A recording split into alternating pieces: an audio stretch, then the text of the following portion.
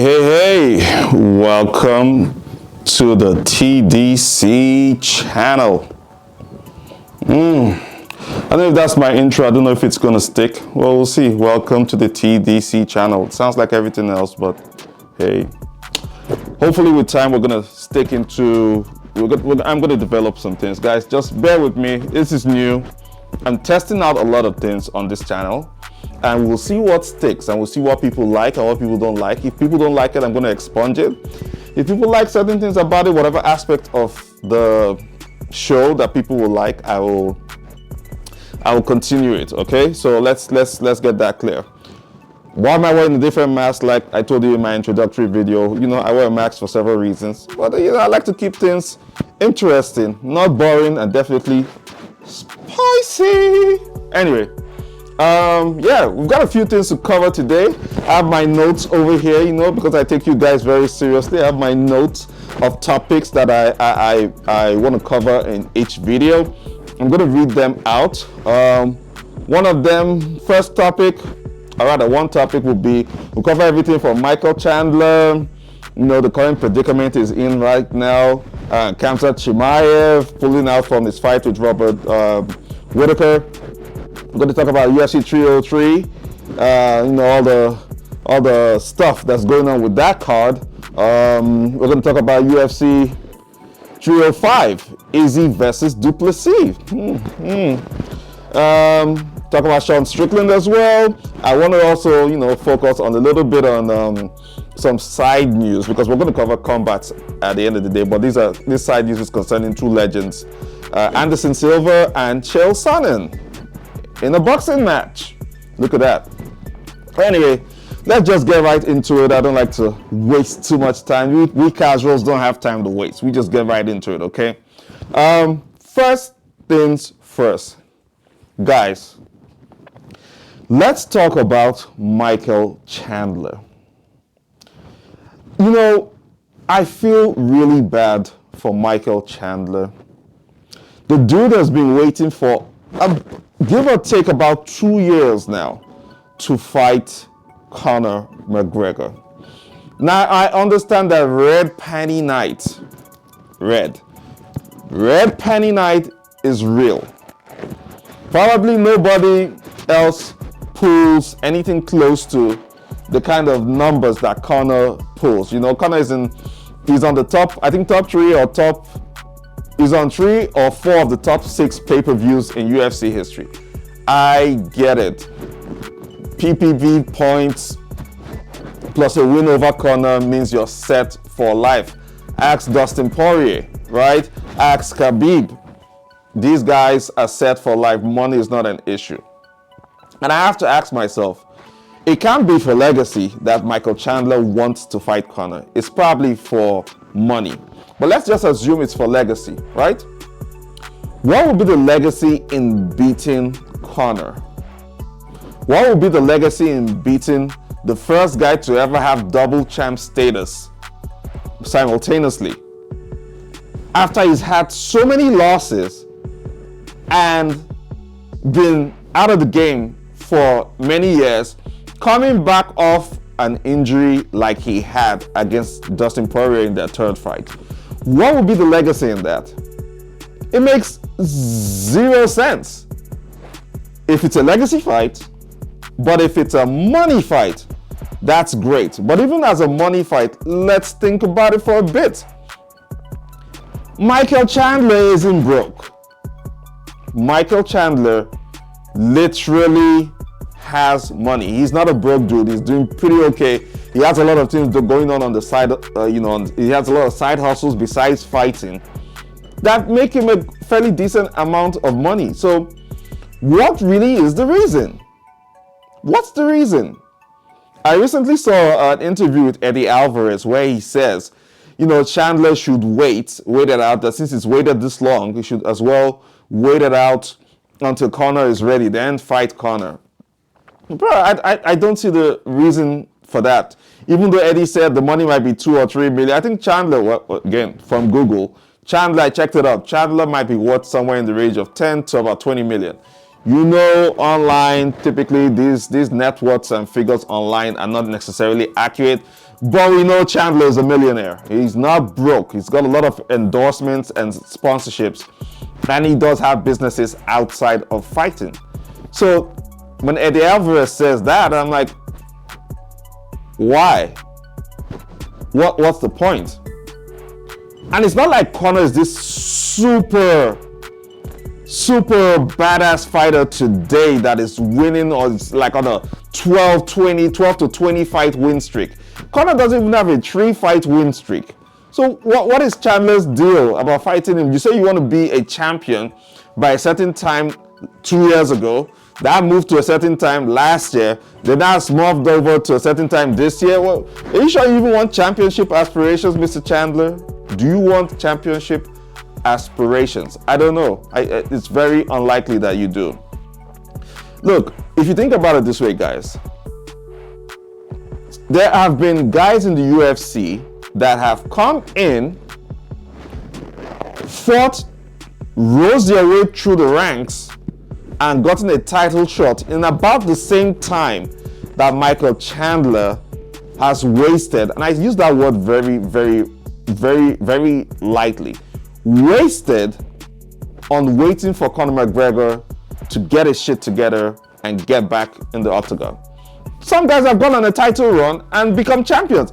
Some have even gone as far as winning 2 divisions, become 2 division champions in the same amount of time that Chandler has been waiting for Conor. That doesn't make any sense. That doesn't even add up. I think it's dumb. Mr. Chandler, if you're watching this, my personal advice is this. And again, my casual advice is this. Bro, find someone else to fight. Give us exciting highlights. You know, a Chandler fight, doesn't matter what it is, it's going to bring people, it's going to put butts in seats. You could have done 3 fights by now. Doesn't matter. Who knows? Maybe you could have even had a 3 fight win streak on your run to the lightweight title. Who knows? We will never know. Because you're sitting your butt down waiting for Mr. McGregor. You're acting like you don't feel bad about it. But you feel bad every time you go to the gym and you sweat yourself out and you post those videos online. Bruh, you feel bad. You feel bad when Conor doesn't meet up or present himself as and when due. And I feel so bad for it, But hopefully, listen, fingers crossed. Chandler is a grown man. Conor is a grown man. Chandler wants that fight for reasons best known to him. If that fight ever materializes and it gets to the point where, he loses or he wins, he can now tell us his motivations, his real motivations for wanting to fight Conor, because, nothing else makes sense to me. I'm curious to hear what you guys have in the comment section. But, that's all I'll say about that. Let's transition to something else. Yeah. Khamzat Chimaev, aka Boris, aka the Wolf. Mr. Khamzat, I used to be a major fan of Khamzat. When he first came out, I like, this guy had a lot of potential. This guy could do a lot of stuff. This guy could do a lot of damage in the UFC if they just give him the chance to do something great. His first 3 fights, great. Then he goes on to face who? Gilbert Burns, and then we're like, this guy might have some loopholes in his game. And he's gone on to fight Kamaru Usman on 9 days notice. And you guys saw that, man. If that was a 5-round fight, 9 days notice, and Usman gave him a run for his money. Not like Gilbert Burns, but Usman gave him a run for his money. I can imagine if Usman had a full camp and adequate notice. Yeah. I don't know if I can put my money on Khamzat winning that fight. But then Khamzat is faced with Robert Whitaker, which I thought would have been a brilliant lineup. But Khamzat pulled out. That would be such a beautiful opportunity to test the styles. This Khamzat's heavy wrestling style. He can strike as well, but his style is more wrestling heavy.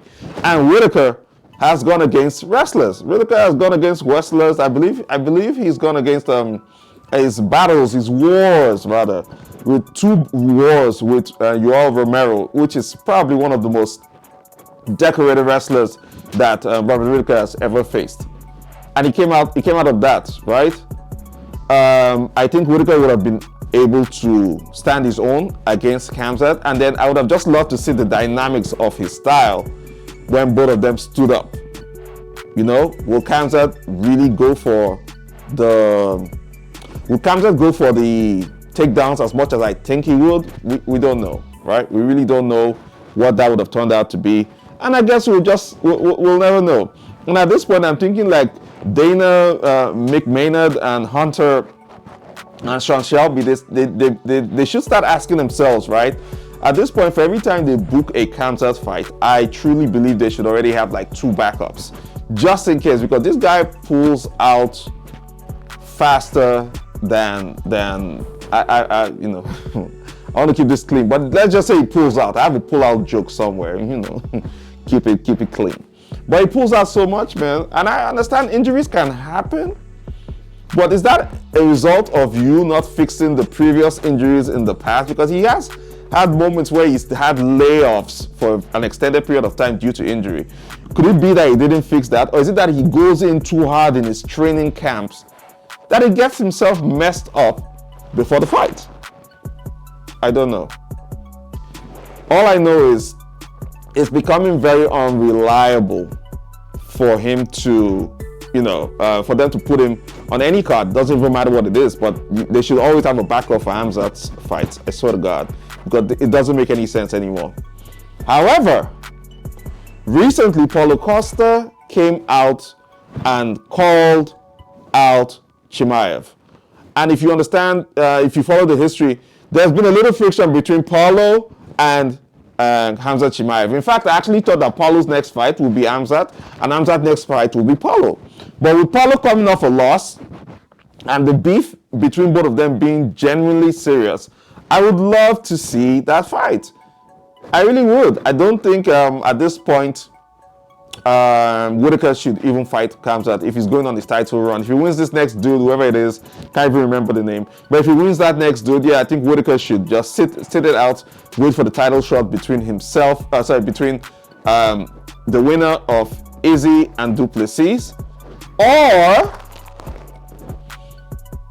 I know this guy said he's not going to fight another fight unless it's a title, but alternatively, if Whitaker wins this next fight, I think Whitaker should fight Sean Strickland for the #1 contenders fight. I really think so. Depending, again, you know, circumstances, we don't know how Izzy and Duplessis fight at UFC 305 will go, so we don't know. But yeah, those are my thoughts on that. And now it's time to transition into the next story, which is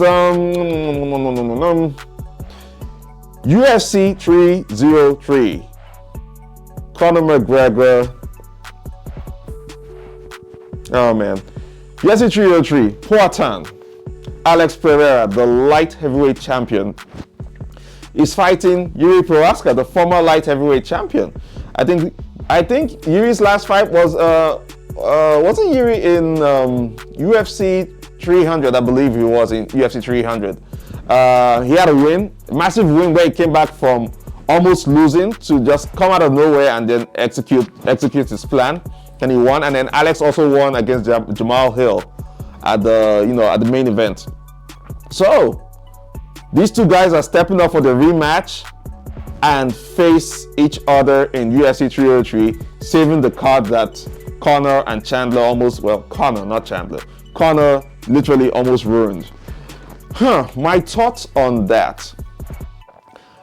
I thought Yuri underestimated Poatan the first time. I think now he's had time to really prepare. And I think he was coming off, Yuri was coming off a long layoff due to his shoulder injury and surgery. He was coming off that loss, I believe, before he fought Poatan. And he lost the fight. But he's had time to reflect. He's had time to look at tapes.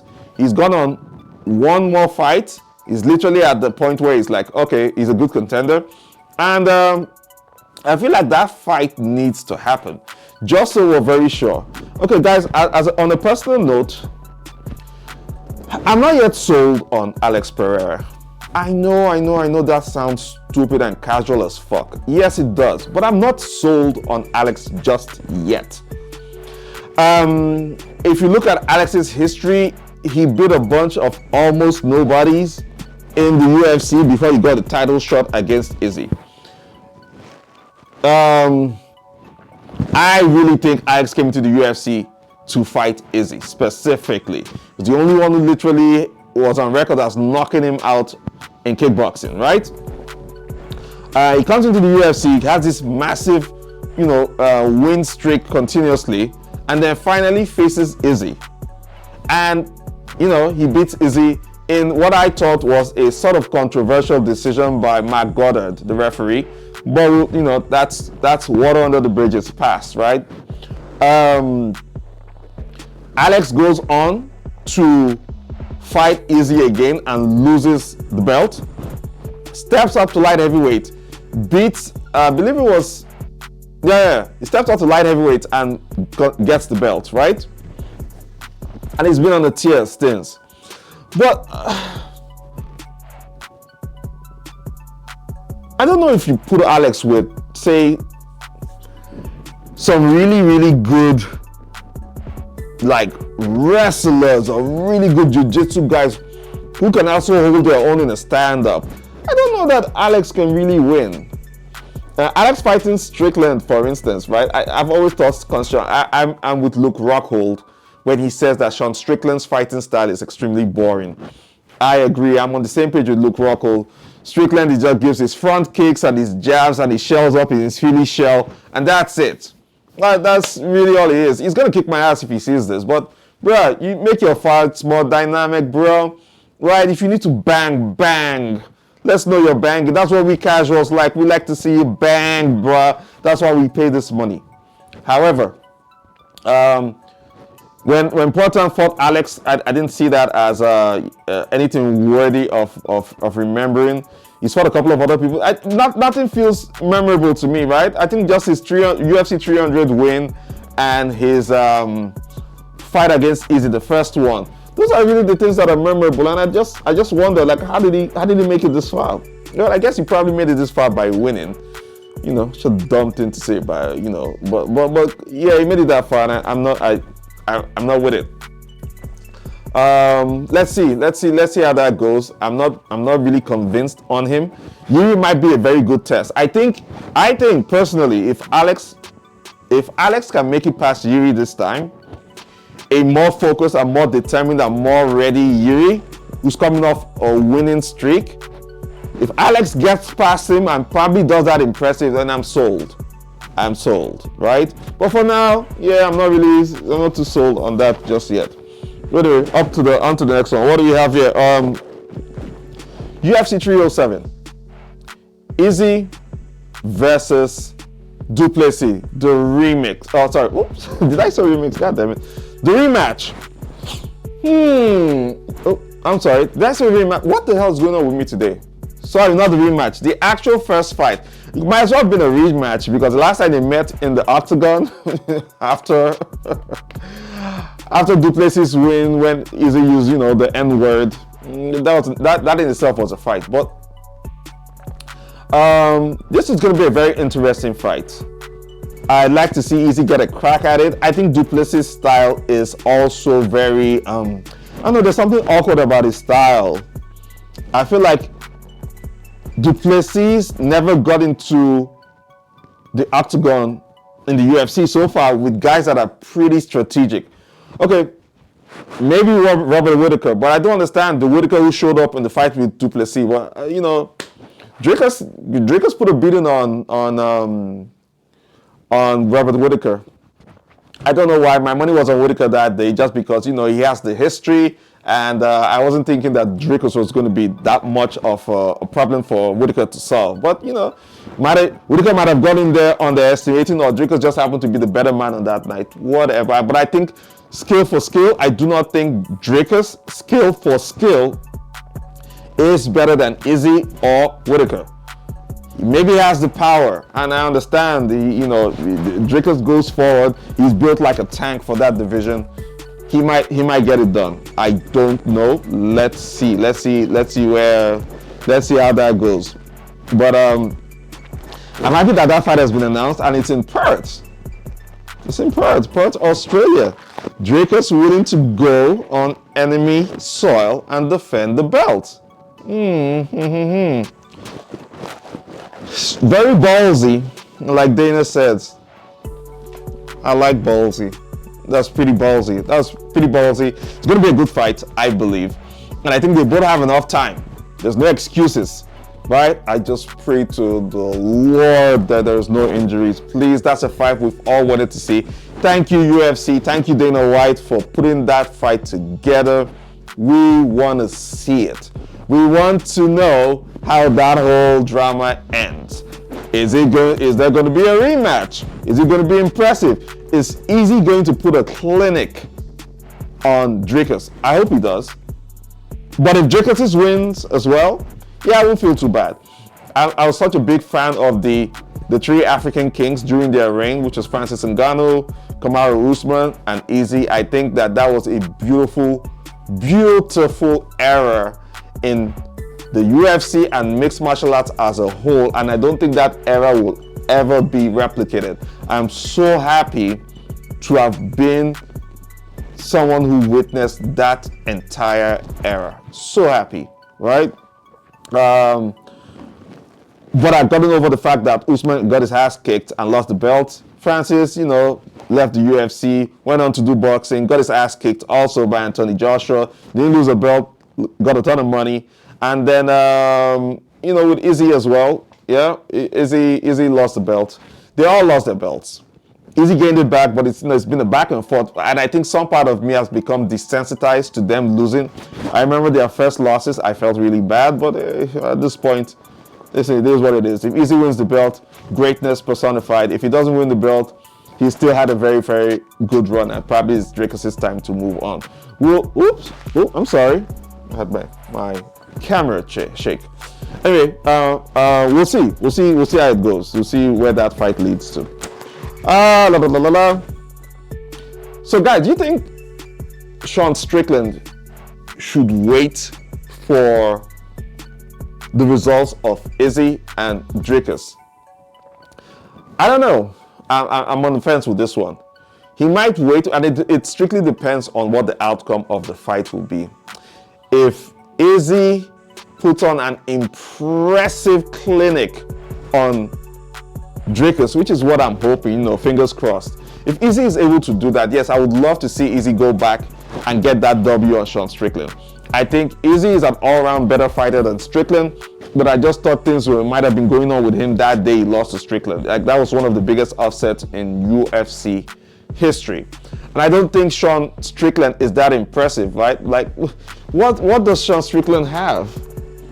I mean, the only good thing Sean Strickland has done in more recent time was that he beat up Sneeko. I loved him. That sparring session, I actually really loved it. Mr. Sean Strickland, if you saw it, if you see this, I'm telling you, you did the Lord's work. Thumbs up. I was so happy to see that. But besides that, yeah, I don't think Sean Strickland should. I don't know if Sean Strickland should. I don't think Sean Strickland has it in him to really beat Izzy on a good day. We'll find out. But then he says he wants to wait. This is, again, I said if Izzy puts a clinic on Dricus, then I think he should go. There's no point for a rematch there. He should go over and take that W back from Sean Strickland. But if it's a close fight, or if Dricus completely decimates Izzy, I don't know if I want to see Dricus and Strickland fight again just yet. For some reason, I feel like if Izzy loses, it might make some sense for him to just go and fight Strickland. I just don't think Strickland is in a position to get himself a title shot just yet. I really don't. Really don't. I wasn't even really impressed with the fight with Strickland and Costa because, of course, we all know Costa was backing up. He didn't fight like a Mexican that day. Costa backed up the whole time. And I'm like, bro, who are you? Who's this Costa? What version is this? What happened to the Costa that fought Yoel Romero? If that Costa shows up, if that Costa who fought Yoel Romero shows up to any fight, it is a bad day for anybody. Whoever gave you this new strategy of, backing up and trying to be technical, bro, you've been known as a brawler. It works for you for the first 12 to 13 fights. Being a brawler works. Stick to the script. Stick to the script, bro. Let's see where that goes. Again, my humble opinion. Whatever. Last but not least, two legends of the sport, Anderson Silva and Chael Sonnen, the ultimate bad guy. They announced a boxing match a couple of months ago, and it turns out the fight was over. It turned out to be a draw. And I'm like, I saw the results, and I'm like, what the hell is that? Why would I pay money to come and see Anderson Silva and Chael Sonnen fight after their classic war in the UFC? I'm going to see them fight in boxing, which already means it's limited limbs. And you don't give me a W, you don't give me a knockout? Bruh, I'm a casual. I come for the knockouts. What's going on? Can you guys just, what's going on? Can we do this? Can we do this right? Can we do this right so I can be happy? Right? You know what I'm saying? What are we doing to draw here? What's going to happen? Chael has a fight with Jorge Masvidal, I believe it's in October 2024.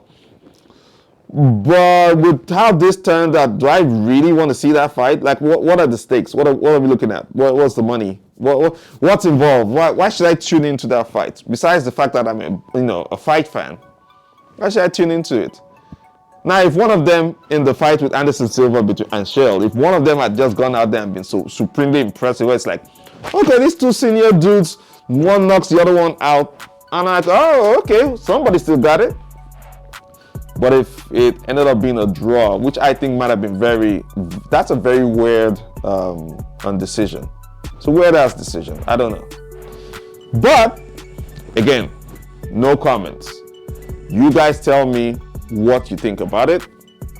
Let me know your thoughts in the comment section. Thank you for joining me on episode 1 of the Dumb Casual Show. And we'll see we'll see how long we can keep this up. And as we continue, I'll keep sharing my thoughts, guys. I'll keep sharing my thoughts on future news that I hear. Okay? You guys keep your ears out. Hit the notification button, like and share. If you've made it this far, I thank you and I appreciate you. Okay? Take it easy, guys. Have a good one.